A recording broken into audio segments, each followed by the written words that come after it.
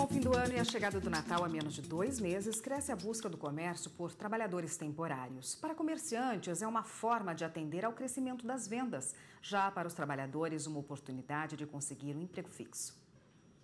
Somente no Distrito Federal, a expectativa do Sindivarejista é de um aumento de 2% nas vendas em relação ao mesmo período do ano passado. O crescimento é motivado pelas festas de fim de ano, principalmente o Natal.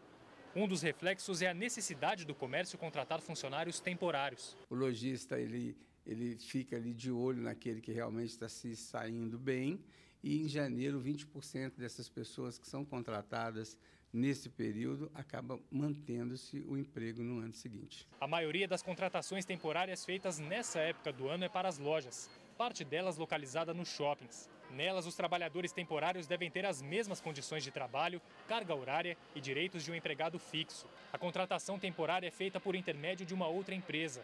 Ela é diferente da contratação por prazo determinado, em que o vínculo empregatício entre lojista e trabalhador é direto. As regras para a contratação temporária são definidas por lei trabalhista e uma portaria do Ministério do Trabalho e Emprego. Os trabalhadores temporários têm direito ao 13º proporcional, têm direito a férias também de forma proporcional, direito a uma limitação de jornada com horas extras eventualmente, têm direito ao recolhimento do FGTS, né? Também das contribuições previdenciárias. Então são trabalhadores que contam com uma série de prerrogativas. Quando o desempenho do funcionário agrada ao empregador, as chances dele ser contratado são grandes. O Júnior, por exemplo, trabalha temporariamente nesta loja de calçados em Brasília.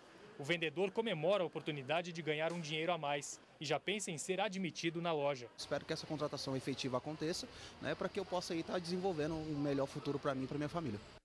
O Jornal da Justiça está de volta e no bloco anterior a gente viu a reportagem do Gabriel Cianfrei sobre o trabalho temporário, os trabalhadores temporários, a contratação muito comum nessa época do ano para suprir aí a demanda do mercado por trabalhadores, principalmente no comércio, né? Vendas de fim de ano. E a gente convidou o Dr. Luiz Gustavo Mulher para falar sobre esse assunto, tirar nossas dúvidas sobre esse tipo de contratação. Doutor, boa tarde. Boa tarde. Qual seria a forma de contratação mais legal aí, direitinho, para que ninguém corra risco nesse trabalho temporário? Ok. A forma corretamente, juridicamente correta, seria o quê? A contratação de uma empresa de serviços terceirizados, né? Seria a mão de obra por prestação de serviço. Essa contratação ela tem uma base legal, que é a Lei 6.048, que fala sobre isso, e ela, na realidade, ela obriga que esse serviço não tenha mais que 3 meses. Né? A gente coloca em dias, seriam 90 dias. A possibilidade de renovação, devidamente justificada.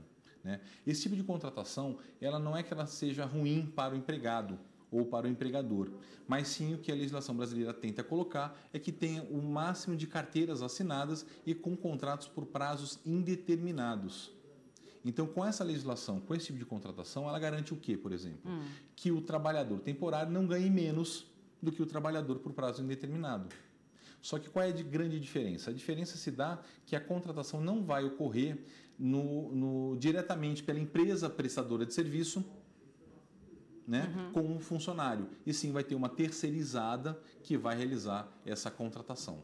Tá? Agora, direito a vale alimentação, vale transporte, são todos direitos mantidos do trabalhador. É isso mesmo que eu queria perguntar. Todos os direitos trabalhistas são mantidos? Todos os direitos trabalhistas são mantidos. A única questão que a gente vai ter um pouco de interpretação caso a caso é a questão da gestante. Porque existe uma súmula 244 do TST que garante efetivamente o direito a essa indenização. Mas existem alguns tribunais do trabalho que estão julgando de maneira distinta e cada caso está sendo um caso diferente. Doutor, caso a contratação seja feita diretamente com a pessoa, que também existe, né? Ou com uma terceirizada, a carteira de trabalho tem que estar devidamente registrada, que é um trabalhador temporário, período? Sim. O que mais acontece, até pegando essa sua pergunta e colocar nossa realidade, são as empresas contratando diretamente o funcionário, a pessoa.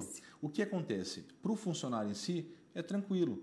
É uma garantia que ele vai ter o quê? No futuro de buscar os direitos dele, é o quê? O vínculo. Que eu tenho a pessoalidade, habitualidade, subordinação e remuneração. No caso do contrato temporário para o empregador, o correto seria o quê? Contratar uma empresa de modo contrato formal, escrito, essa empresa contratar o temporário e a terceirizada, a temporária, fazer a anotação na carteira de trabalho como trabalho temporário, sim. Essa é a maneira mais correta. Mas a gente sabe que no dia a dia as empresas tentam a não, até às vezes até fala que desconhece a legislação, por mais que a gente saiba que ninguém pode se utilizar disso, né? Mas o que mais acontece é isso, a empresa efetivamente ela contrata diretamente, aí depois do final desse contrato de 90 dias, ela vem com o quê? Com uma ação trabalhista, o funcionário entra com uma ação trabalhista pedindo o vínculo trabalhista. O que a empresa vai perder? De cara, aviso prévio e a multa de FGTS. Doutor, nessa época do ano, esse pessoal que entra para trabalhar temporariamente, lógico que tem o interesse de ser efetivado, né? E muitas vezes a pessoa está lá trabalhando, exerceu bem o seu papel, fez bem a função e a empresa se interessa. Nesses dois casos que o senhor falou, seja contratado pela terceirizada ou diretamente, como é feita essa transição? Como você transforma um trabalho temporário num trabalho efetivo? Primeiro, esse trabalhador que foi contratado de maneira temporária diretamente pela empresa, ela corre um risco e ela vai ter que arcar com esse risco, porque ela vai ter o contrato não temporário, mas sim um contrato por prazo indeterminado. Então, para ele vai fazer o quê? Na realidade, vai acabar colocando esse empregado como um empregado normal dele. Então, FGTS, contagem de FGTS, contagem de INSS, de férias, toda a contagem normal com qualquer funcionário. O que a lei vem favorecer o empregado é que o empregado terceirizado, mão de obra, né, contrato temporário, a empresa não pode colocar no contrato que não vai autorizar a contratação desse empregado por prazo indeterminado. Então a empresa pode sim contratar, mas como é que é o procedimento? A empresa terceirizada, tomadora de mão de obra terceirizada, vai ter que rescindir o contrato dessa pessoa e iniciar um novo pacto laboral com essa empresa onde ele estava trabalhando.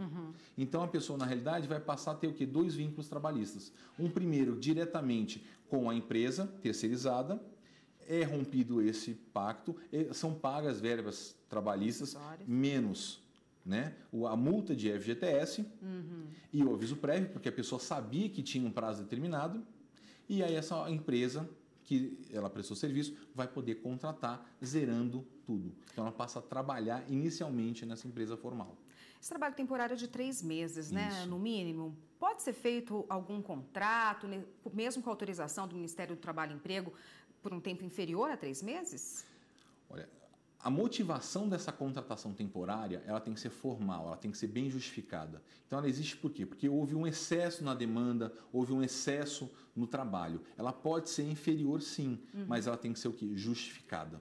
Tá? Da mesma maneira que a gente pode falar assim, ela pode ser maior que 3 meses? Pode, mas ela também tem que ser o quê? Justificada, e o Ministério do Trabalho vai ter que autorizar.